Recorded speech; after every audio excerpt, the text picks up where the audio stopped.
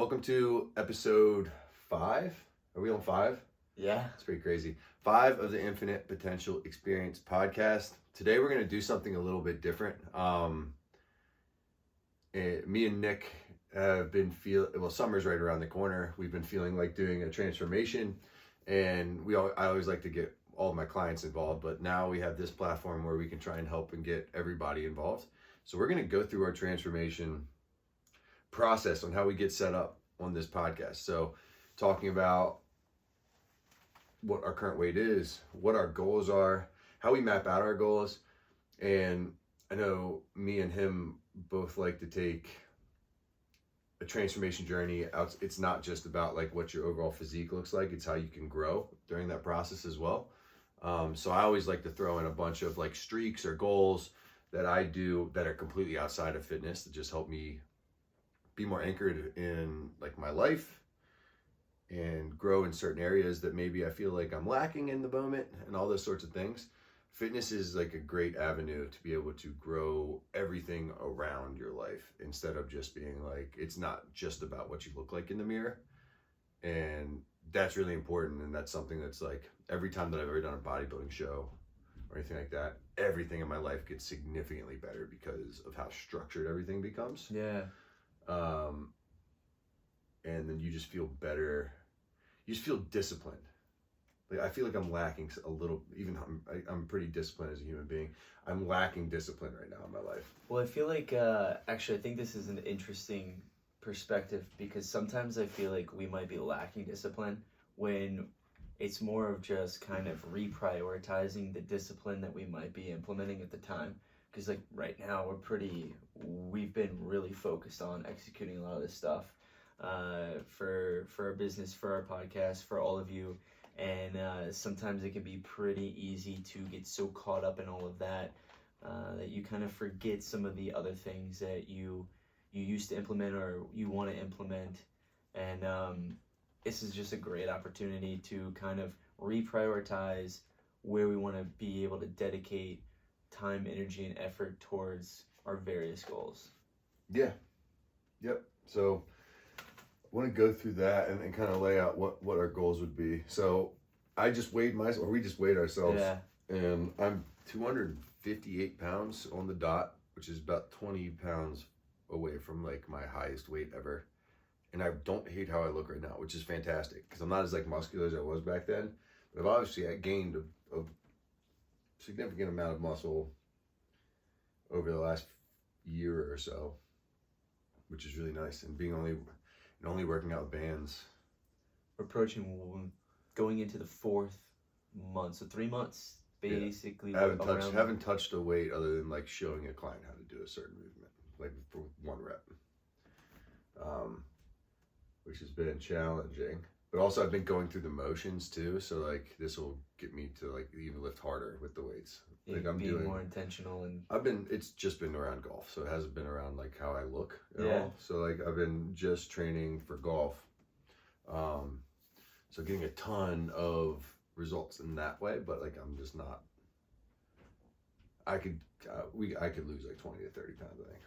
So my goal weight wise over the next 12 weeks is going to be to get to 240 pounds. So 18 pounds in 12 weeks.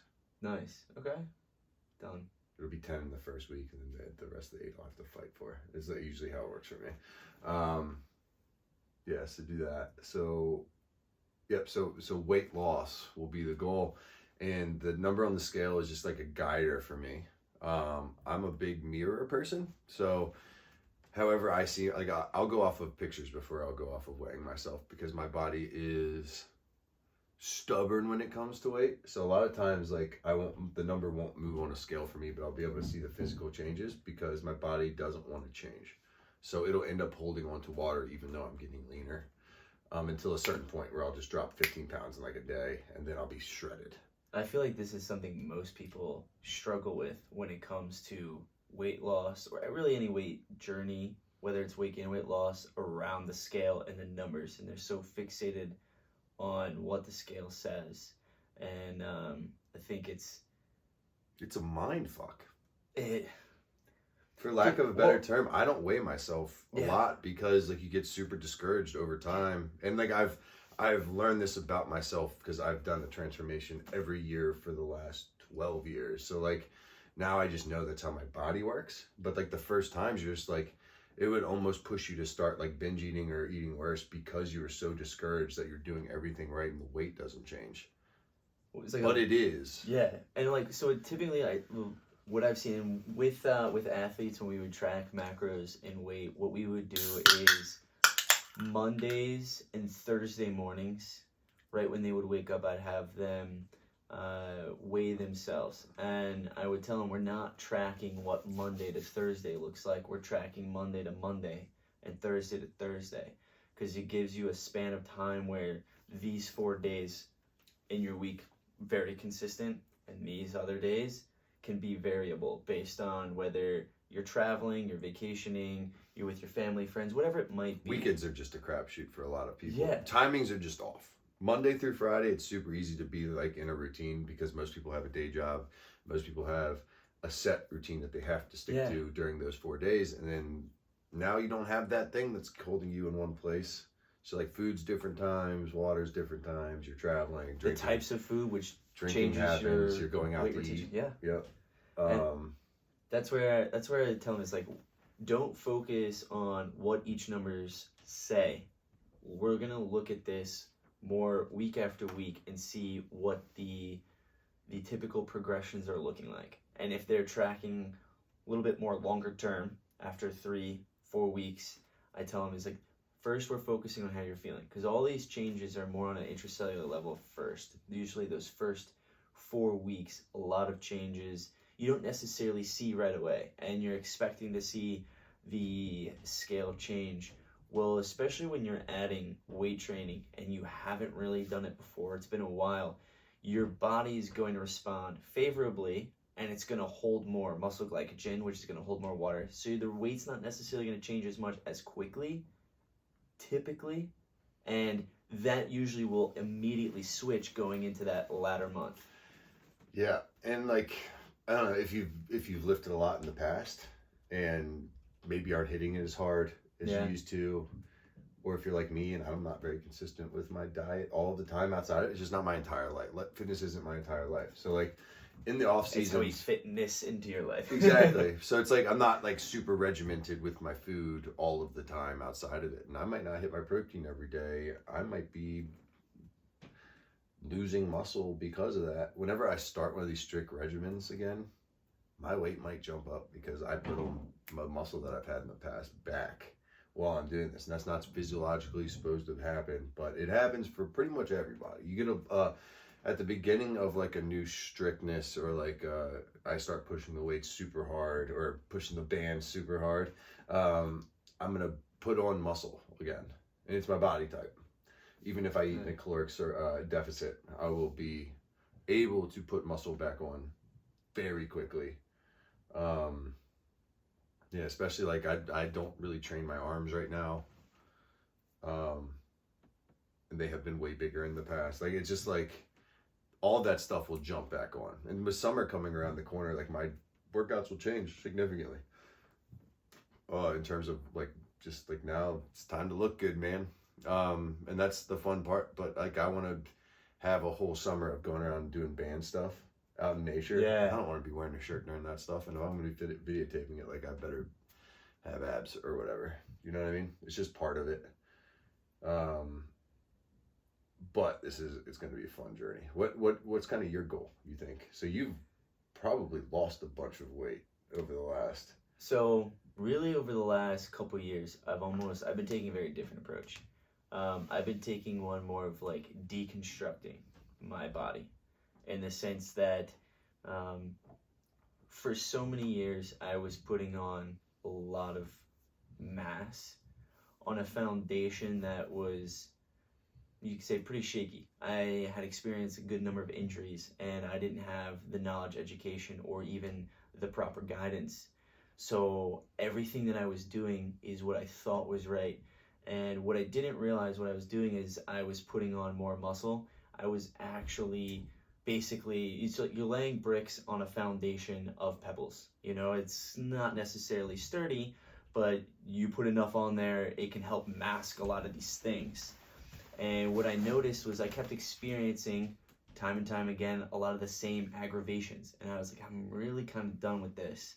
And then when I had kind of went through this period, I re-experienced the herniations in my back, and I was like, I really want to take time to really analyze everything that has led me to this point, because I don't want to be going every year to 3 years where I'm progressing in a way that I like, and all of a sudden something happens and it really sets me back. It's like, I really don't feel like dealing with these injuries forever. So then I actually took an approach where, which also is like around the time where I was getting a lot more into the intermittent fasting, and more of like the health recovery and around injuries. So instead of focusing on trying to put on weight or having any specific goal in mind, I was actually more so focused on how am I moving, how is my quality of movement, and how am I feeling first. Secondary, how am I looking in regards to how I'm feeling. And I've actually been focusing more on being more intuitive when I'm both eating and training, and finding ways that I can enjoy pain-free movements, at least when I was starting. And then as I was exploring that, I started to kind of realize where I had not knowingly had done myself a disservice in different areas, because, well, I didn't know, and I didn't have anybody to really help guide me. So then I'm going to go back through and kind of like, as if I'm just starting out, I'm going to focus on really fixing all these compensations, addressing these different injuries and all the compensations that have occurred. And until you take that time to actually go through and take the inventory, and you see just how connected so many of these are, and how one injury from many years ago has led you down a path of experiencing even more because of that one compensation, and never actually having addressed it or fixed it or even turned that off, has led to so many other potential areas of opportunity. So then I started from here's all my areas of opportunity, and let's go backwards and find out where really some of those root causes were, and how I can address that. And then I started doing that, and I was actually totally fine with having lost weight, because then it would allow me, for more of like the guided healing technique, find ways that I can get deeper into these muscles to release some of the tension and tightness that has been there for so long. And I remember many times going to the chiropractor and trying to like adjust to get it to my back. He's like, "You're just so solid." And I was like, "Oh, that's a great compliment." Yeah. You know? Every time I get body wax, they're just like, Jesus Christ, like, I can't get in there. And I'm like, yeah, sick. That's a good thing, right? It's not. Yeah. Pun intended, it's not. It's not. Like, I'm just, yeah. Yeah, and you don't realize that. Like, being, like, thick. I was like, hell yeah, I'm jacked. That's Yeah. it. That was the goal back then. Yeah. It was like, hell yeah. I feel horrible, but yeah, I'm jacked. So yeah, okay. and, like, the movement, like, my range of motion was, like, stiff and rigid, and, like, I could, like, if I'm sticking with this range of motion, I'm good, but outside of that, Yeah. So I was, you know what, I kind of want to deconstruct to reconstruct, and that's really what my journey over the last couple of years has been, more so prioritizing. How do you feel now? Freaking amazing. So what's the goal now? Because So that was the question. So like, what's the now goal the that goal we're going towards? Is now the reconstruction. I'm going to do all of this stuff more intuitively, in the sense of I don't have any one specific goal in mind.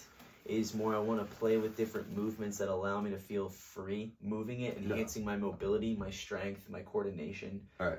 And my control. But for the challenge, what's some measurable stuff that we can have for the challenge? So that all is good. You're gonna. It's gonna be for me. It's gonna be more so. But do we want to gain some muscle and like actually start looking at it? Do you want to actually get on like a solid fitness routine because you've just been kind of floating through and doing whatever you feel? And like those pieces of structure could be good in terms of like. So it's more actually around being intentional with how I structure those workouts, and I want to see what results come from it. Yeah, but like I don't have structure has to be yeah, there. so I don't have any specific end goals in mind. Okay. My end goal for me, everything I do is more of a personal intrigue and experiment. Is then the more I can understand applying these different things. So some of these are a little bit newer, and some things that I'm excited to play around with. When some of those would be, for instance, instead of just counting reps for the different exercises. So for instance, like bench press, instead of just counting 6 or 8 reps, I'm going to set the intention of I'm going to be what's the purpose of this exercise? For me, it's getting stronger. So it's like, all right, every time I'm just going to go through it. I'm getting stronger now. I'm getting stronger. I'm going to go through it via feel. And once I start to feel where I'm maxing out, capping out for that set rep, then that's how I'm going to focus on then taking that and then going to the next exercise. And what I really am going to focus on is doing more full body flows and finding different intentions to pair with those movements. And here's why. One of the easiest ways to rewire the brain is exercise enhances neurogenesis. You pair that with intentionality, you create intentional associations. So anytime you're performing a strength movement, you say, I'm getting stronger now, you are giving the command to the brain and the body exactly what you're doing and what you want the outcome to be.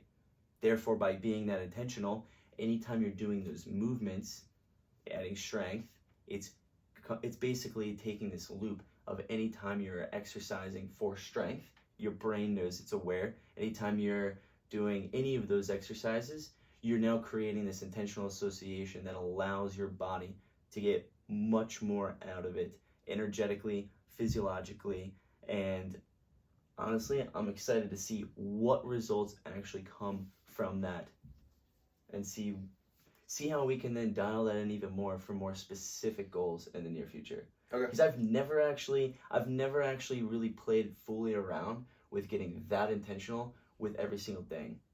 I've done it with different workouts, but I haven't done it through an entire cycle of everything. Okay.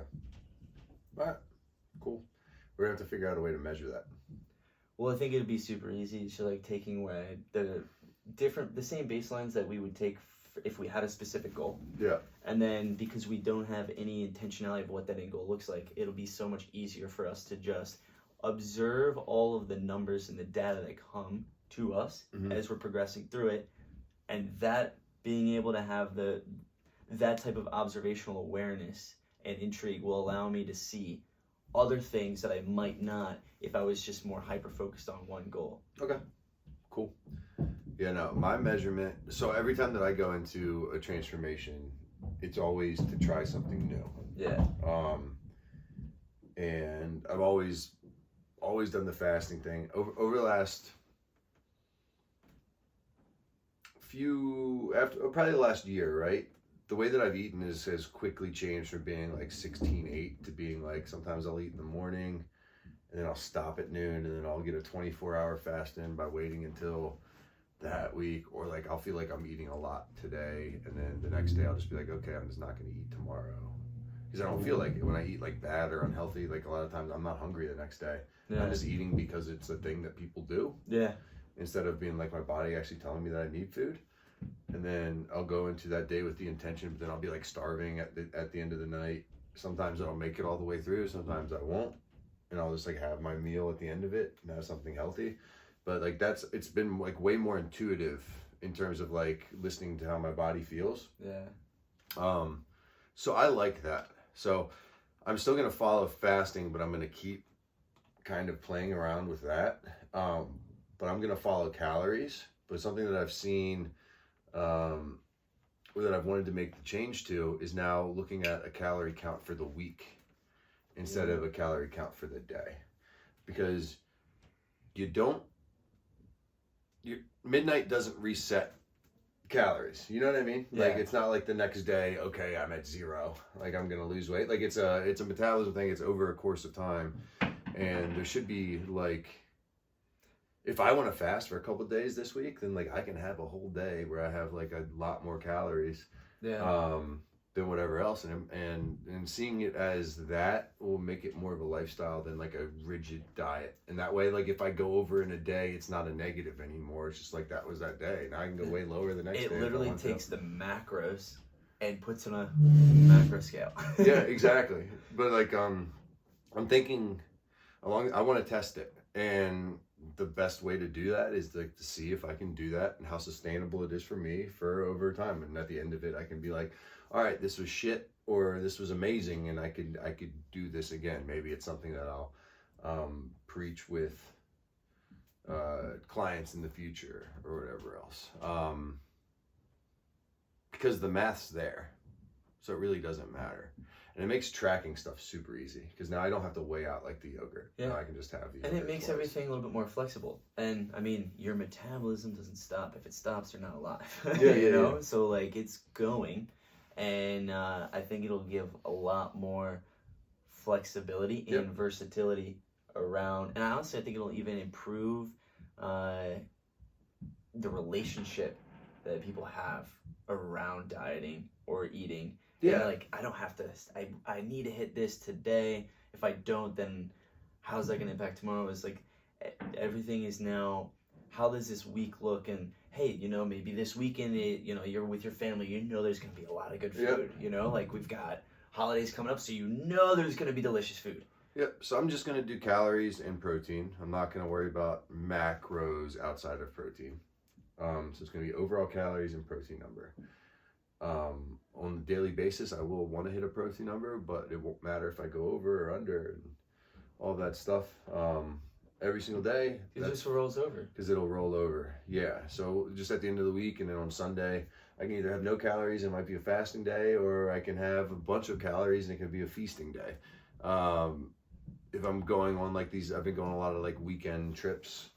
Yeah. Maybe I'll throw in a 48-hour fast before I go on these weekend trips with my girlfriend, and then I can just not worry about those days at all. And then I'll count the calories later and see what I have left afterwards. Because I'll tell you what, if you fast for 2 days, that's way more calories than you could ever possibly overeat. Yeah. You know what I mean? And it's still like super healthy. And I think it'll just, I want to see the relationship with food that this lifestyle gives me. Right? Because it could be negative or it could be really positive. I think it's going to be really positive. I have a great feeling it is going to be positive. You know what I mean? So like, I think it's going to be a lot of fun. So like, I'm going to do that. And then in terms of like calories per day, because I want to lose a pound a week, this is the easiest way to calculate your macros. Take your body weight. So 258 times 14 minus 500 is a pound a week. You always want to shoot for a pound a week. So that's 3,112 calories per day. I'm going to times it by 7. So my weekly calories are 21,784. And then the protein that I want to hit is 0.8 times my body weight. 206 grams of protein a day. Which I'll still shoot for that, but like on fasting days, I won't hit it. So like per week, I'll have to have. Nice. Dang, that's a lot of protein. 1,445 grams of protein, pretty much. And those will be the two numbers that I worry about. And every day I'll just track it in my FitnessPal. But it's just going to be a weekly rolling number instead of a daily thing where it's like at the end of the day, now I have to eat these calories even though I'm not hungry. Like it's like that was the thing with bodybuilding. Like it's 10 o'clock and I still have 500 calories and 30 grams of protein, and I had to go eat before I went to bed. Or like I was getting up in the middle of the night to eat, to like do stuff. And like it was just like, dude, in college, I used to make a big protein smoothie. And I would have 3 blender bottles. I would have one right before bed. I would have 2 on my nightstand. Wake up in the middle of the night, have one. The third one, I would have right before I got to bed. And I mean, Graham, I had 6 a.m. running, 7 a.m. lift, and practice from 8 to 11. So I kind of like not knowing at the time, I almost like reverse engineered my day where I had so many more calories going into all of that. Yeah. And then like having just regular meals a little bit later. Yep. So I was going into that basically that 5 hour stint of physical activity with 2,500 calories. Yep. And not many other people really had much of anything in their system, and you saw a huge difference. And when I started doing that, I saw a huge difference in my performance. Huge difference in my performance and my recovery. Yeah. No. And my energy throughout the day too. Yeah. I don't like. I always feel worse with food in my system. So that's like I love training fasted. And any type of training fasted, like even golf, like I'll play 18 holes of golf and I would be like, I don't want to eat until afterwards. Well, see, like I would go, because I'd have class from 11 to usually 4 with labs, and then sometimes I would have like a 5 or 6 o'clock once a week class. It was several hours, and then we would have film. So like I didn't have many opportunities to get to like the student center or whatever to get like food. And the food that I would get, I'd have to just grab and go, and it was never enough compared to how much. So, and I do know. One big meal, because I only got one meal a day in the mess hall or whatever, Commons. Yeah. So I'd sit in there and just feast for hours. Did they let you take food out with you? No. I know some places that do, some that don't. No, they don't let you. But I had my containers. Yeah. But I would sit in there and I just eat all of my meals at once, because like I just do homework in there. But like the only food that I ate at my house is really like I had 10 eggs every morning. Nice. Just whole eggs. And I might have had protein powder. Then the rest of it was like that other giant meal. But it was just like, how much fucking food can I eat? Because I was just in a place of growth. I was so small back then. And all I wanted to do was get big. So I was just eating and eating and eating and eating and eating, and offsetting the alcohol. Yeah. I was making myself pretty catabolic on the weekends, so like I had to really set it off on the weekdays. Yeah. No, so like that'll be fun, but I'm still gonna train fasted. I love training fasted. Yeah. I like that was then, and that was because like so I would just kind of get up around 5:50, roll right into my shoes and sprint over to the stadium, and I just noticed just how completely depleted I would be by the time practice would start. And then I'm like, all right, if I don't get out of here within these like 5-minute window, then I will not be able to get like some kind of snack on my way to class on the other side of campus that I gotta run to. Yeah. So it's like, all right, I get out, like, because practice would end at 11, but my class would start at 11. So I'd have to be done. I'd get out at 10:45. So I'd have 15 minutes to shower, change, and get to the other side. Yeah. And I was like, I can't do this. Yeah. And then I would go from one class to then one to a lab to film. Yeah. And I'm like, I gotta find ways to get food in. I am done. I can't even stay awake in class. I'm not Film was like an opportunity, just like yeah, exactly. Like you would want to pay attention, but there's nothing here to like. You're just so exhausted and drained. No, I barely ate on Tuesdays and Thursdays in college because I didn't have classes Monday, Wednesday, Friday. Like I'd stack Tuesday and Thursday, so I was in class all day Tuesday and Thursday. And Monday, Wednesday, Friday were like my days to like do homework or whatever, but mostly like training and eating and working. The GNC and stuff, so I wouldn't eat most of the day, and I'd do like one meal at nighttime on Tuesdays and Thursdays, and then we'd like go out at Thursday night, I guess. And then the rest of the time I'd eat on almost like the 6 meals a day, like very regimented, like trying to do stuff like the bodybuilder way, as was my journey back then. But now it's like I find that training fasted first thing when I wake up in the morning, which is exactly what I'm gonna be doing during this transformation. It's like wake up, I'm gonna get a lift in, lift with my buddy Kane. Then I'm gonna up my lunges to 10 minutes a day at the start. So that'll be my cardio. That will be my bombs away principle. That'll be my biggest streak during all of this. Something that I do every day, 7 days a week. I'm gonna be doing 10 minutes of lunges. And then I find that when I do both those things, all of the glycogen in my muscle is gone. So like I'm just running off of fat all day. And then I get I'll be playing golf and then I'll get to work. Play golf every morning at the simulator because during this 12 weeks, I will be a scratch golfer at the end of it. And I'm going to keep doing the Bombs Away program. So it's going to be, I'll be one of the fastest guys in the world too, in terms of like driver speed. That's just from lifting. I'm not going to do anything crazy outside of that. Like I just know it's going to happen. Oh yeah. So like, yeah. So in terms of structuring my day, wake up, work out first thing, or not first thing. Maybe we'll get into that, what we're actually doing in the mornings. But like, first thing, exercise, whatever else, and then I probably won't eat until noon on the days that I do eat. But I'm going to listen to myself, and if I'm hungry and I want breakfast, sometimes I'll have breakfast after I work out. Sometimes I won't. And we're going to do the calories over the course of the week. So that's how I'm structuring the fitness part of this. And there's going to be a lot more to the challenge in terms of like what I'm going to do lifestyle wise and like changes that I want to make.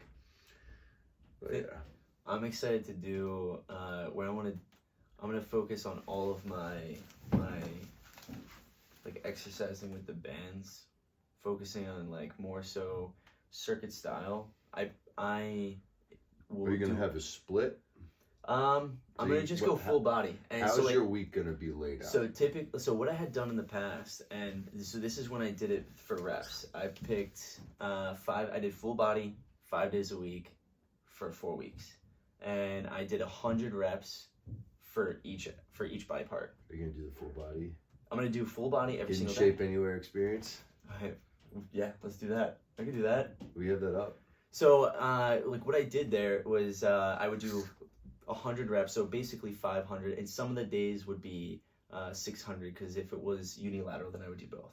Mm-hmm. So by the end of that, I counted it was 13,000 reps in 20 days, and I actually gained. I didn't have any specific goals in mind. I wanted to see what would happen, and I gained a little over 7 pounds, and got so ripped doing it. This time I want to take a similar approach, but not focusing on the rep count and just focusing on each week, increasing the amount of time I am active. Okay. So I'm going to play around with maybe doing like starting with 2 minutes per exercise and then cycle through that once and then twice. Okay. And then do that for the first week. And then based on how it feels, maybe add 30 seconds. Yeah. Or potentially another minute. And part of what I want to do is like most of this stuff is either outside or in the pool. Okay. And what I really I'm excited to experience is just finding different ways I can get into more of a meditative flow while I'm doing it. Okay. Yeah, cool. That's why with the intentionality I was talking about before, and I've done this in 2 different ways. When I was lifting weights, I would use visualization, and one of my favorite things and we had talked about this with lacrosse, right? With benching. I'm gonna destroy this kid, you know? Yeah. Like I was visualizing when I would do sprints, when I would do agility, I would visualize myself on the field with my stick when I was doing it. So Pause. Are you a psych up before you lift heavy weights, or are you a calm down before you lift heavy weights guy? Come on, do you know me to be You're calm? psych up. I am like I'm a like about to get under 400, 500 pounds. Like I'm trying to get into a calm place. Yeah, Which is weird. It's weird. Yeah. My way's weird. Yeah. Because like most people are like, give me a smack or something. I'm like, I just need to calm down it- real quick. Yeah, it's like All right, not that crazy. Like I would listen to. Usually, I would have like one song that I would listen to, and it would get me to a very specific place energetically. And angry music for sure, but not. Linkin Park was my go-to. Lead it out. My all-time favorite Linkin Park song. Yeah, it's one of my favorite PR songs. Yeah. Yes. But like actually, kind of how like I got the nickname Beast was like my friends would be like, cause at the time I'd be drinking Monster because that was the only thing we had, and like their Nas was my favorite one, the green one, and what I would do like it was like Nos is a whole other brand. no, like the nitric oxide where they would Container. infuse it with the monster. It was like smaller cans. They weren't that I common, remember those. but they were That was like so high school. smooth and so good. Yeah. And what I would do back when was it Jack 3D was the thing. Just meth in a can. Basically, Yeah. I would before like during the lifts and pre-game, I would have my monster and me and my buddy Jordan taking a scoop, dry scoop it to the face, and everybody be like, "Oh shit!" Yeah. All right, leave Stoop alone. He's unleashing the beast. Yeah, it's about to pop Yeah, off. yeah. He's like, don't talk to him, don't touch him, don't. He's in the zone, and it was so like it kind of be like calm, and then the storm. Yeah. Whereas like I would never really like yell. I wouldn't talk. I was just on the field. I would like obviously communicate, but it was very like no social, nothing.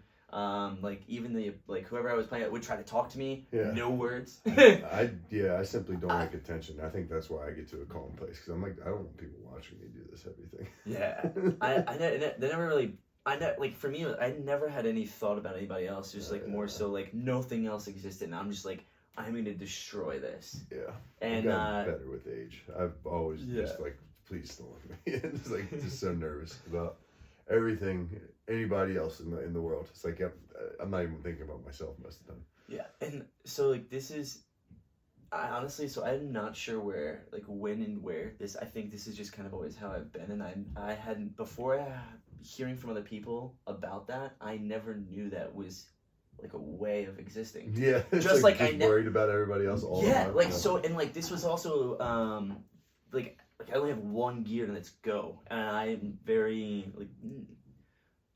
I would never really be deterred by what other people would say. It never fazed me. I never worried about it, never thought about it. But also in the inverse, I lived so much of my life in a dark place that I thought was what everybody experienced. I'm like, oh, some moments of happiness. Like, this was fun. Yeah. I had no idea until, like, you hear other people, like, open up about those things. Like, you don't know what you don't know, and it's not like you. Or that's not like, oh, we weren't all built with this program? It's, like, not the same? Oh, this is very interesting. Because it was really an eye-opener. It was really an eye-opener with, like, some of my friends on my team would ask, you know, like, how do you block out the, like, what other people say? I was like, other people are saying that? I have no idea. Like, they're gonna say I did awesome. Yeah, okay, cool. They're gonna say I did do awesome. Guess what? I don't care. I've gotten to that place in the last like 2 or 3 years where now it's like I don't really give a fuck what anybody else thinks. And it was exhausting to live in a place where you cared so much about whatever. And most people are just wrong about everything anyway. And they don't know you in the first place. Yeah. Even if they know you well, they don't know you. 100%. Only you can justify to yourself if what you're doing is from the right place, and then fuck everybody else. Absolutely. Well, here's something like an interesting fact. Psychologically speaking, if anybody is reacting to something you're doing, and any opinion they have is purely projection, it is. There's not really many discernible facts rooted in your experience. It's taking what they think they're seeing, and they're basically they're articulating what they wish they could have done, what they would have done, what they would do if they ever could in your position, from what they know or don't know or haven't experienced or want to. And it's so easy to think that just because someone is telling you something, and this could be someone of like that you might look up to, or that you know that you're always hearing stuff from, whether it's good, bad, or indifferent, that you're placing your value in opinions of other people, not realizing that most people don't even know themselves well enough to be able to discern how to actually give an unbiased information with no emotional charge or projection. Okay. That is something that is quite interesting, and that's something that now in working with so many athletes, I'm seeing just how prevalent that is. That I never really got to experience myself, so I am learning from more so how they've been experiencing things, and like, hey, like that's just they just projecting what their insecurities are. Yeah. They're projecting onto you what they wish they could have done and never had the ability to do. Yep. And now, because you're in a place of being able to execute something, there's typically envy, jealousy, or some type of resentment. And not necessarily at that person, but it's internal. And they wish they would have or could have done what you're doing now. Yep. And, or they see you doing something or going somewhere further than they could achieve Yep. during their time. And then they don't know how to process that. And most of the time it comes from a place of trying to, like, they care, but it's so easy to see that and just take it at face value, not having any understanding that it's not necessarily totally rooted in the actual experience that you're having. Yeah. It's always coming from the experience from their perspective. And I think it's easy to sometimes get lost in what is real to you and not, when you're hearing so many other people's projections of what you should or shouldn't be doing. Yeah. Because then you, like you say, like, now you start getting separated from yourself and you don't know where you stand within all of that. If you're so worried about the emotions, or like, it's a waste of just energy. Yeah. When you're worried about other people, and it takes away from what you can do for yourself. Yeah. It's just like, there's so much negativity out there, and there's so much positivity out there. And learning how to kind of just like reframe everything as a positive, which is like, oh, you don't like this? Like, how can I help you feel better about that? Or like, if it's like one more bad response, then you can just be like, oh, this guy's just, I don't care about him at all. He's just coming from a place of negativity. Maybe you'll have a better week next week. I hope he's doing all right, type of thing, rather than just being like, this is so frustrating. Now I'm arguing with this guy online. Because, you know what I mean?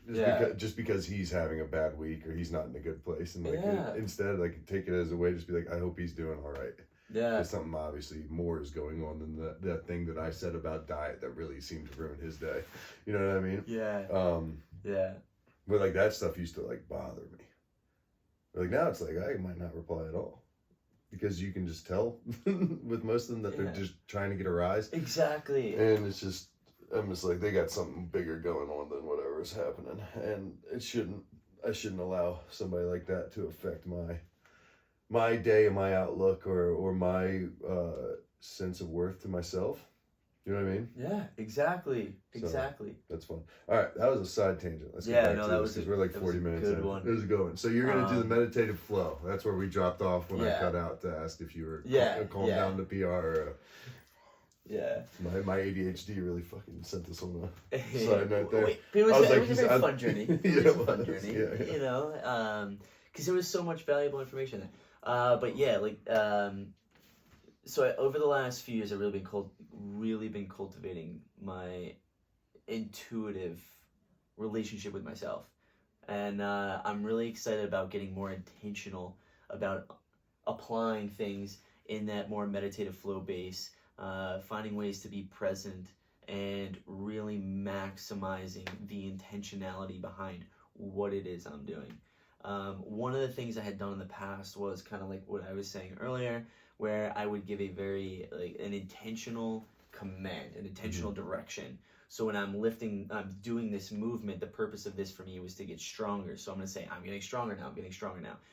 Then I would do more of like agility or explosive stuff, and like, now I'm getting faster, I'm getting more explosive. When I was doing mobility, it's like, now I'm getting more mobile. Now I'm enjoying this mobility. Now I'm able to access this mobility whenever and however I like, freely and pain-free.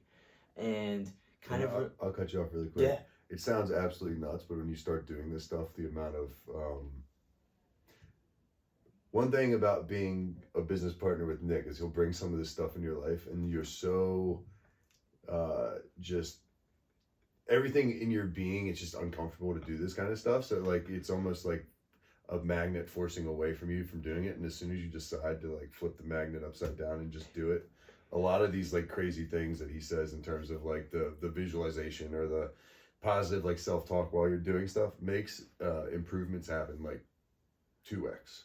like faster. Well, here I'll just give you Because the intentionality yeah. behind it now, instead of just going through motions, or like Yeah. even now your brain understands what your body's doing, even though like it did before, but it's like now it's understanding on a deeper level. And it's fun. It's like here's the two pieces of simple science behind this. By doing the affirmations and self-talk, you are literally actively programming your brain. When you pair that with exercise in and of itself creates new neural pathways. So instead of just creating new neural pathways for movement with like, basically it's just taking the same script in the brain and playing it with new muscles. So when I said like I would just be putting on all of this mass on a shaky foundation, that foundation was a systemic program that led me into multiple healing opportunities. Mm-hmm. So what I've been doing is like, all right, what has been going on? So anyway, exercise, you're creating new neural pathways. Why not insert very empowering, specific, intentional programs that then with the association, the brain will take with that and literally run with it. So you're literally maximizing, instead of doing something without any intention, you're just doing it. You're gonna get results, which is great. But now I'm excited to see how, when you place this much intentionality into it, how much more comes out of it. It is actually reprogramming the brain, permanently so, empoweringly. Now visualization is pretty cool because visualizing a movement physically stimulates all of the muscles to perform that movement without actually having to move. And the purpose of this is because if you're visualizing something, typically it's because you're going to be doing it. So the brain is basically prepping the body. Hey, turn on and be ready. But the cool thing is like the brain doesn't actually know what's real and what's not. It just sees the visualization, and when you apply any feeling to that or actual motion, you're really creating this awesome synergy between the mind-muscle connection on a much, much deeper level. So it's basically like, instead of just having 1 rep, or if you're doing sets of 8, through that visualization, you're actually compounding the actual activation of those muscles. Yeah, and you said mind-muscle connection, and that's like one, like in every bodybuilder's career, right? There's that moment that you go from just lifting weights to like seeing and feeling it in different places. Yeah. And then that jump in your physique that year is when you have that mind-muscle connection to when you were just moving stuff. And mostly it's your back. Yeah. Arms are like easy to grow, all this other stuff. But I remember the year that I found mind-muscle connection in my back. And I have pictures of my back before and my back afterwards. And it's like just double the size, way better definition. And it's because I learned how to like think so it would happen, and then be able to contract a muscle that much better. And that's pretty much what he's saying. Yeah. It's being able to have that mind-muscle connection everywhere. Now it's not just in contracting a muscle. Now it's in being more explosive, being stronger, being all of this stuff, and getting you to fucking believe that you can do those things.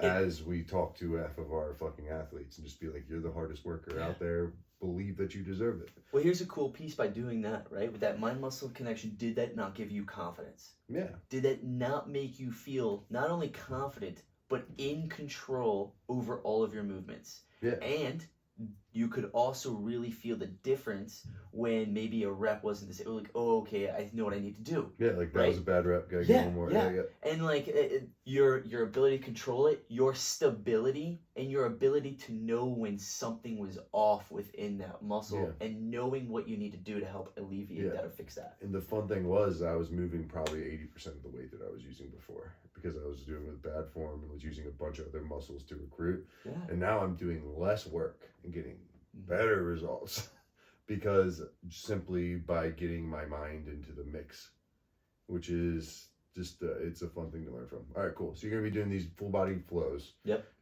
Say 2 minutes per exercise. That's what I'm and you're gonna be doing the active thinking, almost like getting into like a meditative state. I got it. Cool. So this reminds me of that idea that we had for like, that would be easy for people who necessarily don't work out, the Streak workout program. Yeah. Streak Performance is a company that I do for like a lot of the golf training, and it's an app in there. but streaks is a bigger idea that I use for a lot of my clients, and it's something that you do on a daily basis to help get you better, right? I usually have like 1 or 2 fitness ones, and then I'll have a bunch of lifestyle ones that I need to do. But in terms of like the workout program, I won't do this, but I want people to test it out, is like, and let us know if you want us to release it, but it'll be like maybe 10 movements, like 20 reps a piece. It'll be start with body weight, and then you can incorporate bands later that you do on a daily basis without any rest, or as much rest as you need. Yeah. But the goal is to work your way to like no rest. It'll take like 20 to 30 minutes tops, where we just do 20 reps of each of these exercises that we pick, and then that's it. Like there's no more explaining that needs to be done, but that ends up being 140 reps of each exercise every single week. You end up hitting your full body. You probably won't get very sore after it, and it's getting people moving. I think the transformations from doing something like that would be fantastic, especially for people that don't really enjoy exercise. I love working out, so I'm gonna do a chest day, a back day, an arm day, just because like it's my fun part. It's my me part of my day. Yeah. It like helps me center myself outside of like the morning quiet time that I take and everything. It's like that's like to get the emotion out time. Yeah. And it's I need that. But for people that don't need that, maybe just waking up in your boxers, do like 20 bodyweight squats, 20 push-ups, 20 band rows, 20 crunches, 20 something else, and there's just 5 movements, and we'd have to figure out exactly which ones we wanted. Yeah. And then just throw like the lunges as a streak at the end of it, and just be like, all right, that's my. Yeah. We can even pair just some intentionality behind it. You can just say why you're doing it. One of the reasons why I like doing that too is because it immediately takes your mind off of the struggle, and a lot of people will start to hyper focus when they like get tired and gets up, and that's when they typically want to maybe like maybe not push themselves. What I found is when you're in that meditative flow and you're focused on whatever that intentional direction is, it takes your mind outside of the physical experience that might hinder you from pushing yourself, and then by the time you start noticing it, you'll notice just how much more you've gotten out of it. Cool. Yep. So you can do the intentionality thing behind it too. But if you don't want to do that right away, you can just do these motions and then do a diet. Whether it's metabolic fast track, whether it's macros, whether it's following along while we do the entire week worth of calories, like whatever you guys want to try, is like pair that with something else, and then see how far it can take you in 12 weeks by just throwing like 2 little things in. All right, cool. So I think we covered the fitness parts of what we're doing. So you're not going to be tracking macros or anything along those lines. All right, cool. No. That's your journey. I'll let you live it. I'm going to do macros because I'm going to get absolutely shredded before summer. Like, not leanest I've ever been, because I'm not going to get on a show and I don't want to feel like I'm dying, but like abs, and I'm going to do it all without struggling too much. I don't think I'll do any cardio on top of 10,000 steps a day and lunges, which is super easy. And then if I need more than 10 minutes of lunges, I'll do that, or maybe I'll do 15,000 steps instead of 10,000. I like to work in these numbers instead of being like, now I'm got to do 30 minutes of stair step every day. Like that kind of stuff. I lived that life for a long time. It's not fun. I'd rather take my dog for a really long walk, or walk flat on a treadmill at my standing desk to get these steps in. So that's how I do that, and that's all the weight loss stuff. Outside of that, I know something I struggled with my entire life was just wanting to learn, and I'm in a place where I want to learn more. So reading books is something that I'm definitely going to be doing during this 12-week process. It's something that I've been doing more and more. I think me and Nick and some of our athletes are actually going to start a book club, which is going to be exciting, and we can release the books that we're doing, and maybe we'll talk about it on here depending on the kind of feedback, but it's more for us. One of my goals when I'm getting really structured is always to read a chapter every night before I get out of bed. I think this one might be, I kind of want to get rid of Netflix and Prime Video and everything and just have YouTube and books. So even read books that are entertaining outside of just informative, right? Like actually read the Jack Reacher novels. I love the Jack Reacher novels, but I've never read one of them. I've had them read to me on Audible. You know what I mean? So like maybe I'll start doing that and like actually build like a sick bookshelf of like books that I have, because I love reading books. But like maybe have a couple that I'm reading at a time. And we just finished Three Simple Steps. Highly recommend it. Trevor Blake. It's fantastic. I call it the Nick Stoops Brain for Dummies book. I've read this like once a quarter, every year for a long time. I listen to it on Audible, but it's like this guy who he sold like multiple pharmaceutical companies for over $100-200 million each time without hiring a single employee. It's really cool, but it's like it's like pretty much his biography. So it's all of his struggles and how he uses positivity, in terms of like reframing things that come in, mapping out your words onto your tongue, and just being a positive person and not letting negativity in. How he uses meditation, or as he calls it, quiet time, to steal back 20% or 2% of his day, where he just tries to turn his brain off. And how he uses intentions. Yeah, intentions. So like what your goals are for the future, and like writing them out every day and believing them and like visualizing them and like having all this stuff in place. And I've done this for 12 weeks before, and I always kick myself in the ass because for some reason I stop, and I never should stop. But like when I was doing this stuff for 12 weeks, like you saw a lot of those intentions like starting to be mapped out in real life, and you felt really good taking quiet time every morning and all this stuff, and then life just gets in the way. Which now we're going to start this thing, and it's just going to become a part of life again. And then after the 12 weeks, it's going to be such an ingrained part of life where it's not going to be something that I'm forcing myself to do anymore, because I really enjoy it once I'm doing it. So the book club, the 3 Simple Steps, and then the fitness stuff. And I think that is very like doable in terms of like goals to have over a 12-week period. It's not gonna, if anything, it's gonna give me way more free time, because I'm probably not gonna enjoy reading as much as I enjoy watching TV, so I'll end up working a lot more, because I can get lost in like a psych, big binge watching. Like right now I'm watching Psych again, and huge fan, love it.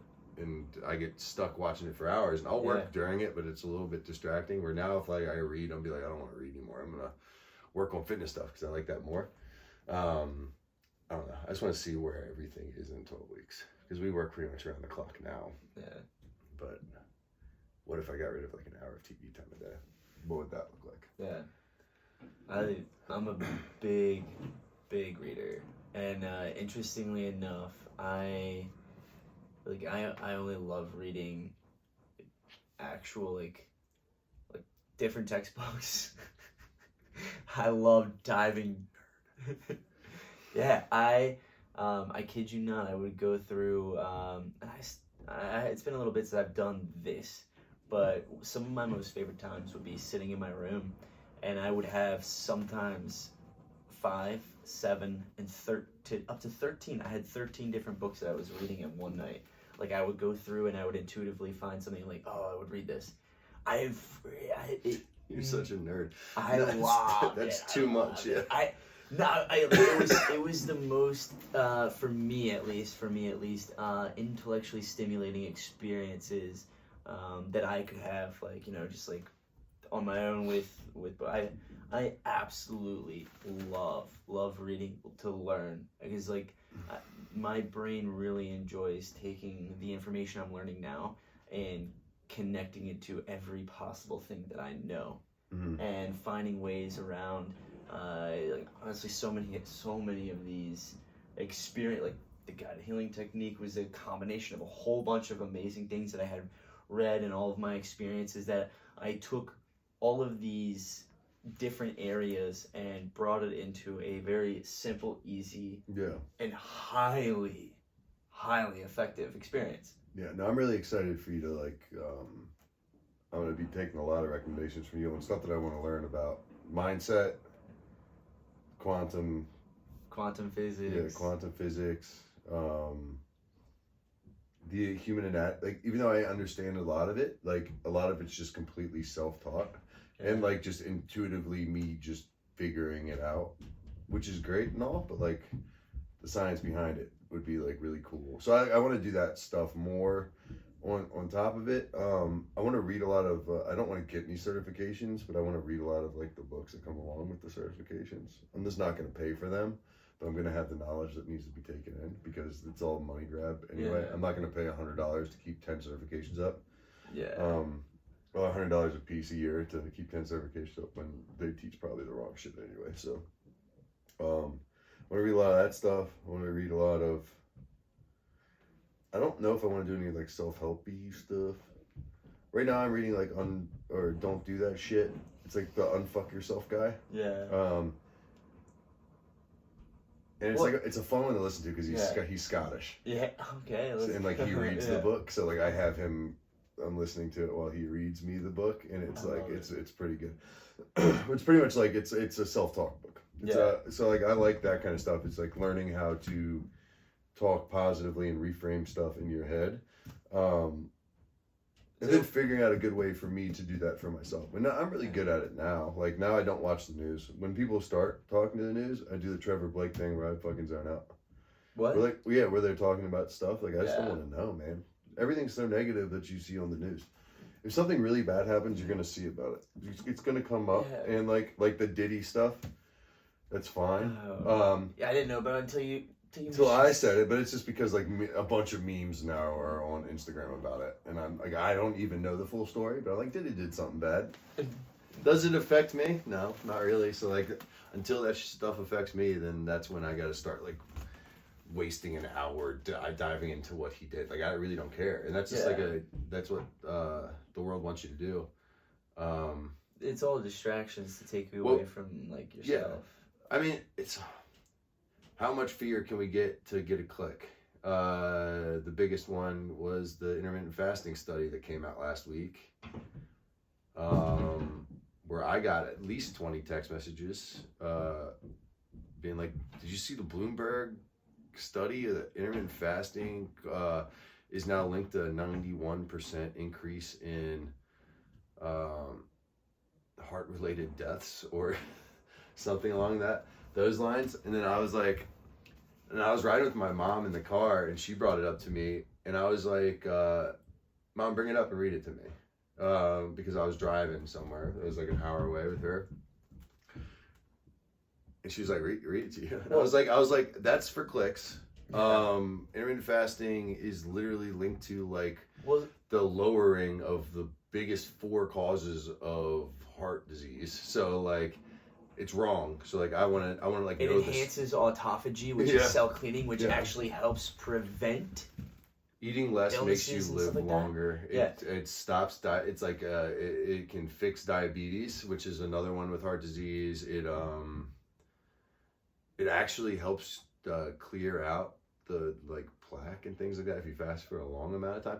It enhances like your own stem cell production at certain points too. But how about this? Like, if that was true, 91%, how much of this population would be gone? Yeah, it's true. How much of this population actually has been doing intermittent fasting for how many years? Yeah. Where are they? They're all healthy. Yeah. As a rule of thumb, the less you eat, the healthier you normally are, as long as you're not like malnourished. Societies that eat less live longer. And it's just a fact. They get less sick, they're less obese, they eat less shit because they don't have it available. It's like all of this stuff is like, so I was like, Mom, let's read through it. So I read through it, and then like once we stopped, I read through it more by myself, and I like clicked into the studies. So there was no study for this this hit. It was like based off of a presentation to try and get a study done. But the American Heart Association fucking put this on, and it was out of 20,000 people was the sample size. Out of that, 400 and something of them, I can't remember off the top of my head, were the ones that were part or that ate in an 8-hour feeding window. Out of that 400, or that 400, the calories that they were claiming was impossible for them to be eating. So they're either weren't. Most of they them are either self-reported. It's all self-reported. So it's like LOL. yeah. So they're literally leaving food out. So they're either not telling you what they ate, or they're embarrassed to tell you what they ate, or they're not calculating it right. So that's wrong. Guesstimating. And then there was out of that 400, 40 something of them died within like I think it was like a 10-year period or a 20-year period, which means that they were in very bad health to begin with. Wait, hold on. A 10 to 20-year period.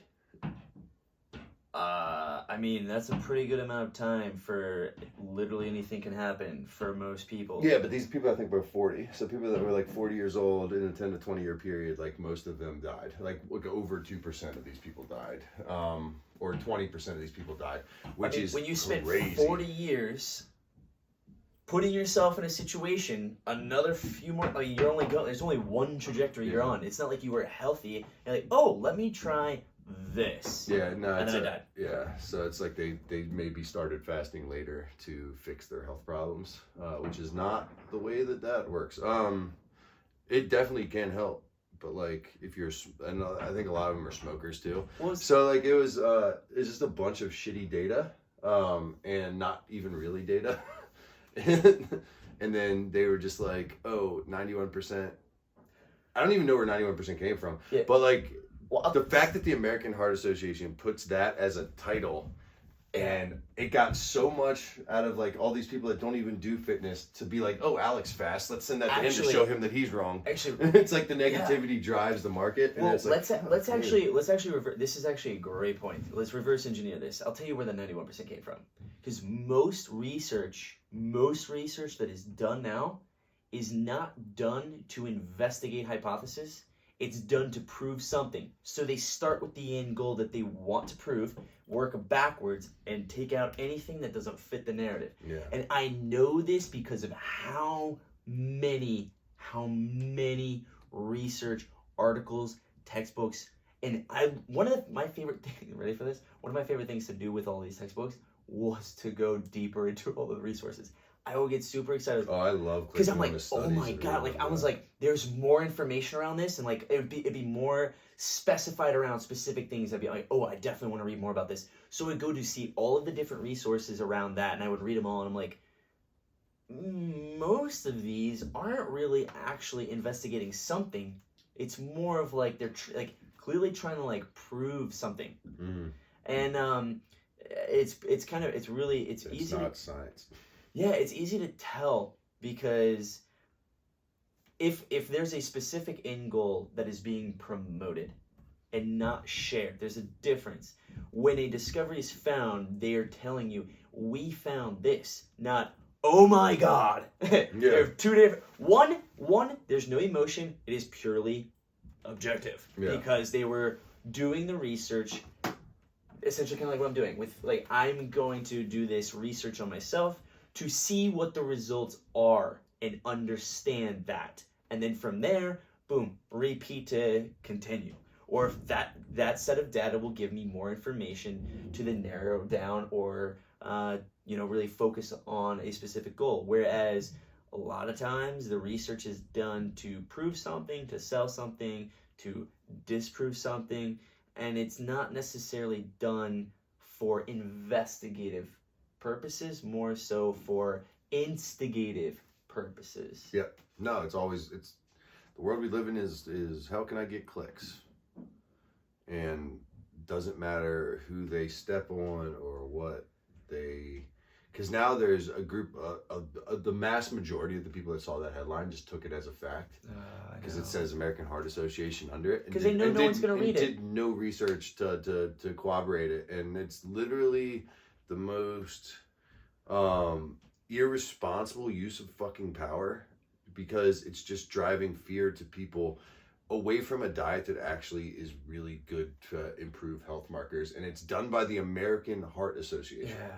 Well, it's so now people are stopping fasting, yeah. And I'm not saying that it's the best thing for heart health or health at all, but it's been a huge marker in terms of like how I can stay in shape in an eating pattern that is healthy for me, and to have that many people be turned off from this thing and not try it because they think that the American Heart Association actually did a study that shows this is fucking egregious. So actually I did it. It's infuriating. Yeah. Heart disease is a major claim. Yeah. It's not saying leads to weight gain. Or it could make you a health. It says is shown to, and there is no fucking study behind it. It infuriates me a little bit. Honestly, it's the same. It's like everybody has seen shows with lawyers that literally will just blurt something, knowing that the jury cannot unhear it. Yeah, I withdraw, Your Honor. Yeah. Oh yeah. Oh no. Yeah. Yeah. It's like, I mean, like politicians making whatever claims, knowing they don't need to prove it, because it's everyone else's job to disprove it, and knowing like you can't unhear these things. And when it's done in a way that, you know, triggers an emotional response like fear, most people aren't going to go past that title. They're going to be, oh my God, what do I do now? I got to stop this. I got to figure out something. Or I'll never try it. Yeah. It turns people off most for people potentialities. most people aren't like fascinated by this stuff, so they're not going to look into it. So they're just like, oh, guess I won't do that. Yeah. And that's the end of it. Where it's like it could have been the thing that helped them lose 80 pounds. Yeah. Because it's easier to be in a caloric deficit because you don't eat for as long, and it's a nice structured way to do it. It's a set of rules. It's fucking easy. For one of my own healing protocols, when that second time I mentioned like my back injury, I actually did a very significant fast and implemented specific nutrients like fish oil, turmeric, vitamin C, creatine, and BCAAs.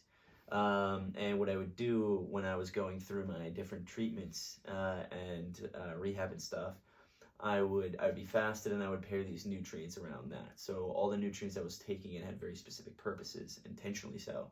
And what took me the first time, 2-3 years, took me 2 weeks to get back to 90%. 3 weeks, I was back to 100%. Yep.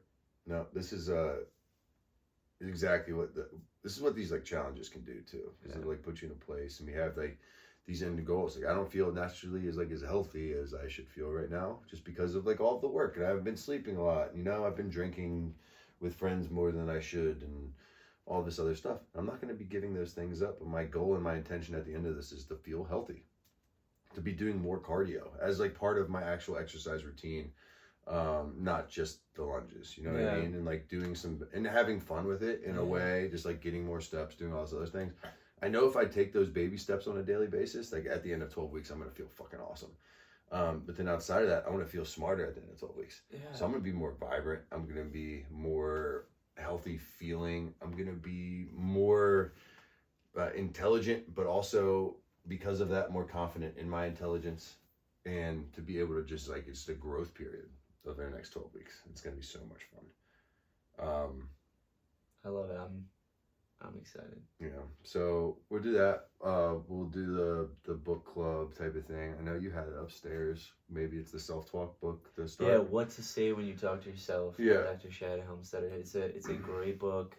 I think it's like 24, 27 chapters, and each chapter is around 10 or so pages, and it's an incredibly well laid out, easy to understand and apply book. Actually, 2 summers ago with probably like, it was a group of like 10 or 12 of our athletes that we had called it the Bit Book Club, and that was actually the book that we read. What are we going to call this one? What are we going to call this challenge? We got to figure that out. Infinitely Me? Dude, yeah. Infinitely Me's good. We'll think on it. Infinite transformation. Because like I always like the alliteration. Yeah.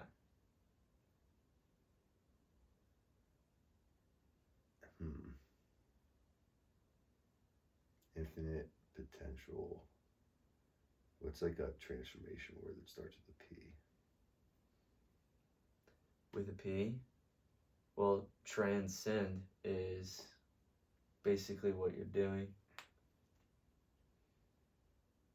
Like you're transcending where you were. Okay.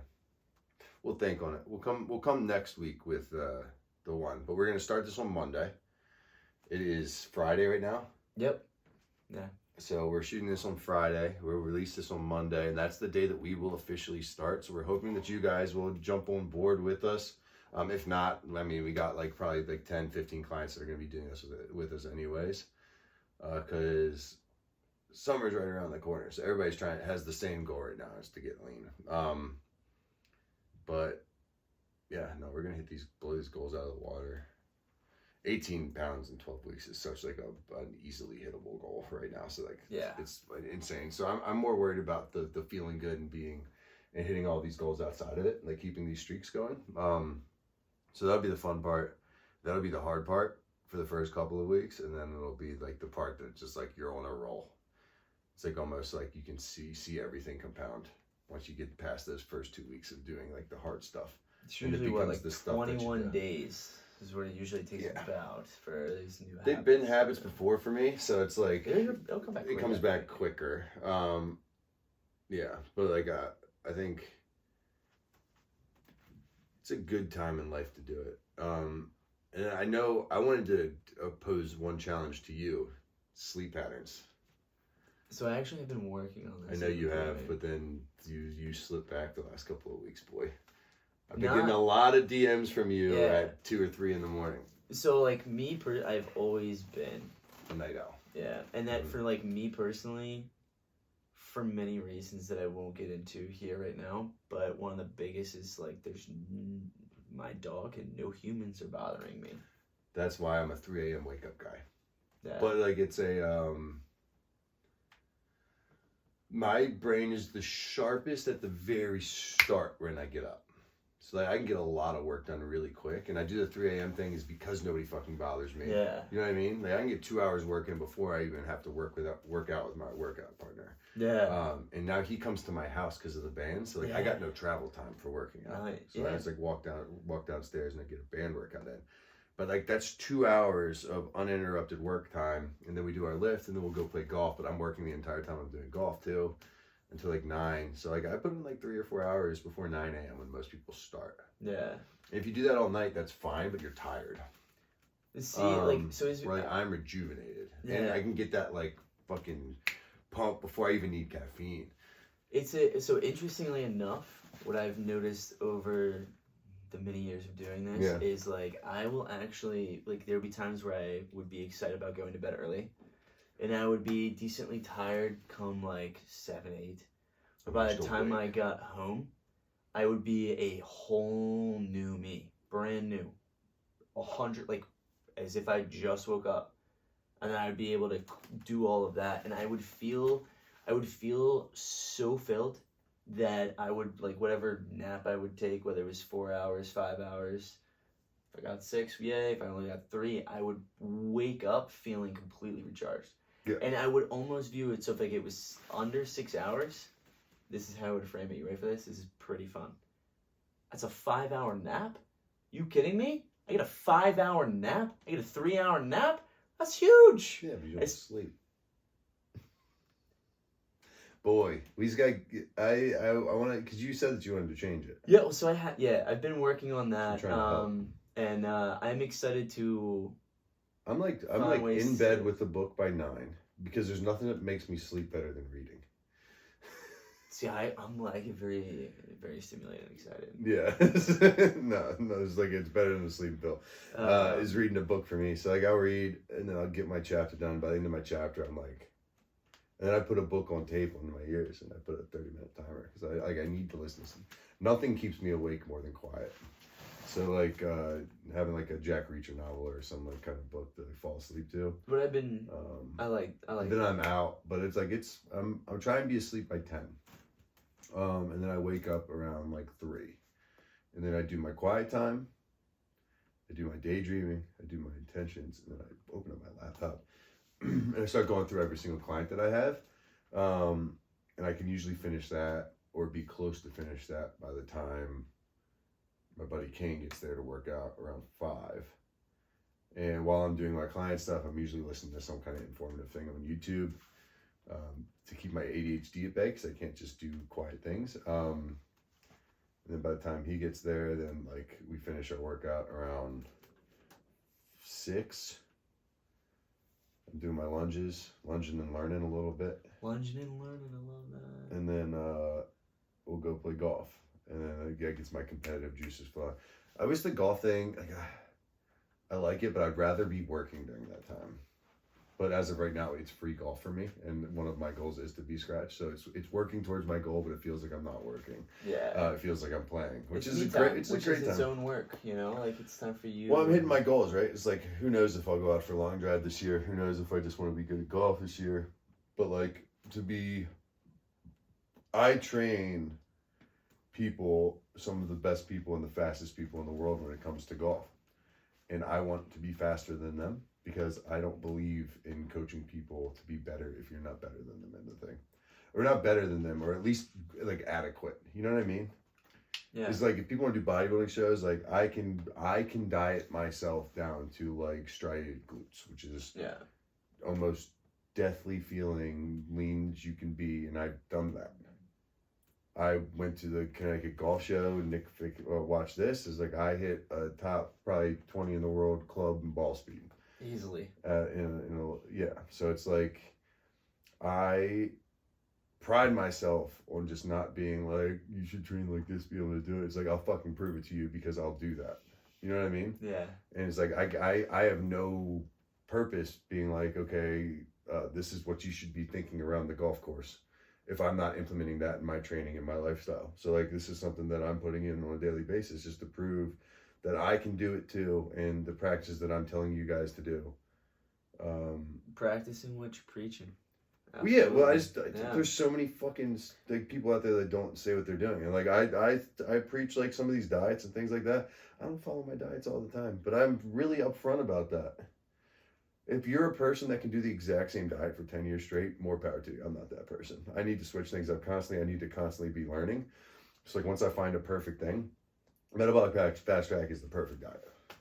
In terms of ease, it's just whole foods. You don't have to count any calories. It's perfect. I don't do it all the time because I want to continue to learn, because now I made it by doing research for 8 years on different diets.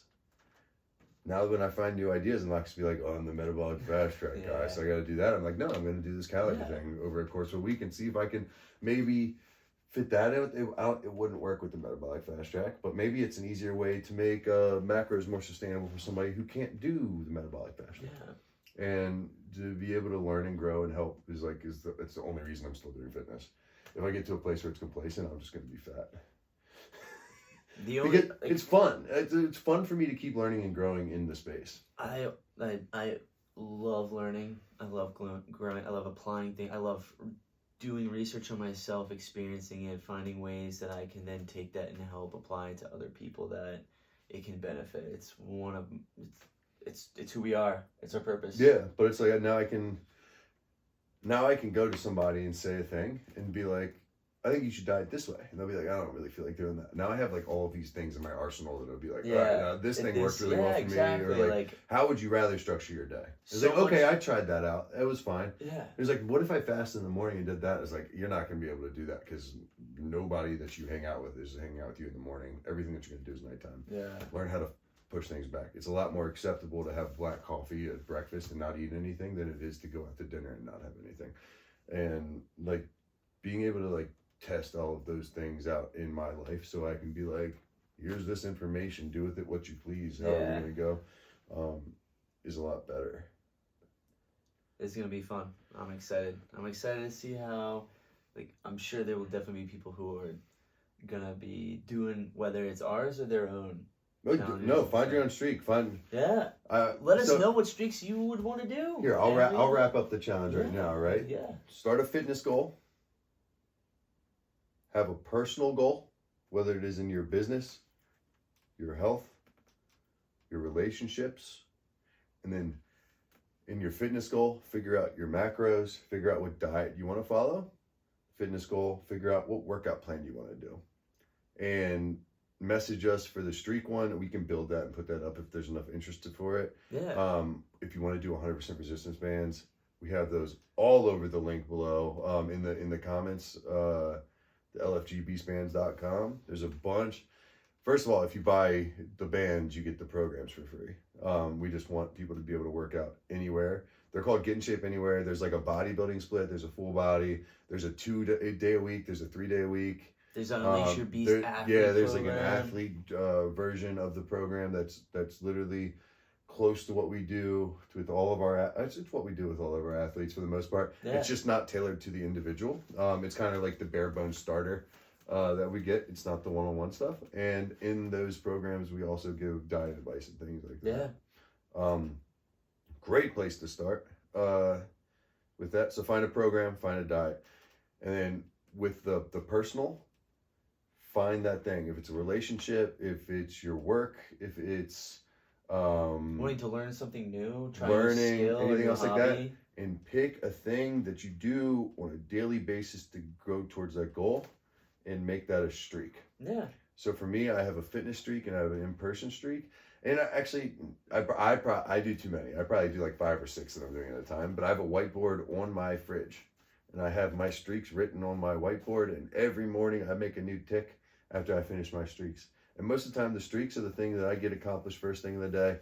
And this is like a really important thing. Yeah. Because right now, for the next 12 weeks, these are the most important things that you do. And if you can knock out those streaks within like the first hour or two of being awake, So you much get- accomplished. yeah, you have such a sense of self-importance and worth that is bigger than everything else, because you got up and you did the most important shit before most people are even awake. Yeah. The way that you can operate on a daily basis past that, it just like it's an elevating type of way of life. Yeah.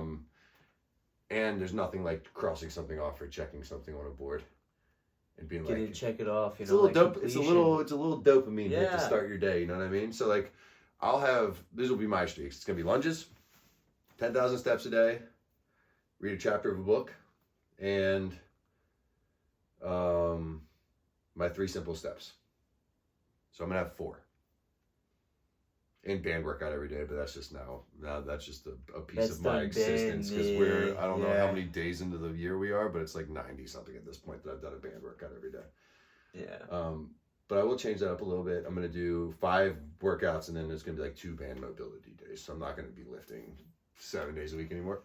Even though my body feels incredible, I don't want to anymore. But I'm still going to keep the fucking promise that I made to myself. After the end of these 12 weeks, you will definitely feel different. You'll definitely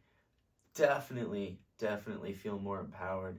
And the fact that you were able to pick something, have a goal, and work towards it, whatever it was. And that's going to be huge in really kind of building your self-confidence and taking on anything in life. Or whatever that next 12-week challenge would be, or whatever. Yeah, and with challenges, man, whenever I get to the end of it, I'm already like focusing on the next one. Yeah. It's like I already did this. But like What's next? Yeah. at some point I'm gonna do a challenge and I'm gonna be like, that is the exact way that I want to live all the time. And then it's just gonna not be a challenge anymore, and you're just gonna live through there. And there will be a point in time in life where I don't have to keep doing this stuff. And like I just want to exist. But like I like testing stuff out. So this will be a fun one. That we'll do together. And everybody who else wants to join us. Yeah. I mean, We're together. Yeah. Together. All the beasts. The infinite beast, baby. Yeah, Let's all the go. beasts together. I think that it's going to be a really fun. I mean, I do this all the time. Doing it as a community is always a lot more fun. Yeah. That's one of the beautiful things about being a personal trainer, because most of your clients want to lose weight. So I've never really had to go through these journeys on my own. Yeah. To a point. But like, we can talk about the struggles of a diet. You can share in those struggles and grow together, really. Yeah. And that's the cool thing about communities. And it's one of... What's fun. Last week we talked about it with Greg. If you haven't seen that podcast, go back and listen to it. It was a lot of fun. So Greg Beast. Jam-packed hour. Yeah, we were talking about family and how it relates to like a lot of the fitness stuff. And I have the most loving and supporting family of all time. But like when it comes to fitness stuff, it's come from a place of non-understanding. It's like when I'm like really lean, like I look terrible and tired. and it's like it's the best you've ever looked in your life, and like it's a really hard goal to work towards. But like Yeah. now we'll share some of like how to navigate that stuff, and a lot of it's like what we've been talking about in self-talk and reframing in your brain, and just not caring about what other people think to a certain point, because you have this goal that you're working towards and you know that it's the thing that you're going for. So like over the 12 weeks, it'll be 12 episodes. Yeah. Because we episode a week. We've been doing Let's it for the go. last 5 weeks. Yeah, we have. How the fuck is that a thing already? Excuse my language. Time flies. Yeah, it's crazy. Greg said that 21 episodes, but I'm having too much fun to stop. So we're not stopping. This is gonna be something that, yeah, we're having way too much fun. Yeah. And we're gonna have so much to share, not only along this journey, but we have so many other awesome things that we have in store to dive deeper into and discuss and share with all of you. Honestly, the level of the broadness of the people that we work with is gonna like bring a lot of fun to this channel. Yeah, because the bands have like opened up avenues to like different places. Like Greg uses it for his face-offs. He uses the Beast bands, but I know we're at some point we're gonna have Joseph, who's the special forces training dogs with the bands, which is some of the sickest stuff that you'll ever see. And then all the pro athletes that we get to work with, from golf to hockey to lacrosse to baseball. Yeah. I mean, we just made a connection with Vinny, which will be fun. He's gonna be doing the book club with us. He's like the first official member of the book club. He plays for the Savannah Bananas, so I can't wait to have him on to like learn more about what that's like. We're gonna have fun with that. Like the Harlem Globetrotters of baseball. It's fucking so sick. So yeah, we're just getting started when it comes to the podcast. But then getting started. If you're watching this on YouTube or you haven't seen it on YouTube, like go in there, because like I'm shooting like day in the life type of videos for eating, and it's going to be even more intuitive because now I'm going to be doing probably day in the week eating videos, maybe. Yeah, now for that new goal. Yeah. That's way too long. So like probably, I don't know how I'll do it. I like to do day of eating videos when I'm traveling, so I can show people that you don't have to be like super rigid.